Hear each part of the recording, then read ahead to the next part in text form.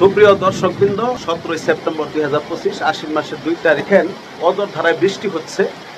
এই বৃষ্টিপাত আসলে আমাদের জন্য কল্যাণ না অকল্যাণ বয়ে আনবে, সেই বিষয়ে আমাদের সাথে কথা বলবেন আমাদের হারুনুর রশিদ স্যার, জেলা প্রশিক্ষণ অফিসার। স্যারকে আমি অনুরোধ জানাচ্ছি। ধন্যবাদ ইমরুল কায়েস। আশ্বিনের 2 তারিখ অজর ধারায় বৃষ্টি ঝরছে আজকে দুপুরবেলায়। গতকালও অনেক ভারী বৃষ্টি হয়েছে। কৃষকের ফসলের জন্য কল্যাণ এবং অকল্যাণ দুইটাই নিয়ে আসতে পারে। যদি বৃষ্টি মাঝারি এবং স্বল্প মাত্রায় হয় তাহলে এটা আমাদের কৃষক ভাইদের আমন ফসলের জন্য অত্যন্ত ভালো হবে। কিন্তু যদি ভারী বৃষ্টি হয় এবং বন্যার রূপ ধারণ করে তাহলে আমন ধান প্লাবিত হওয়ার সম্ভাবনা থাকে, এতে কৃষক ক্ষতিগ্রস্ত হতে পারে। আর আশ্বিন মাসের বৃষ্টির সময় কিন্তু বজ্রপাতের সম্ভাবনা থাকে।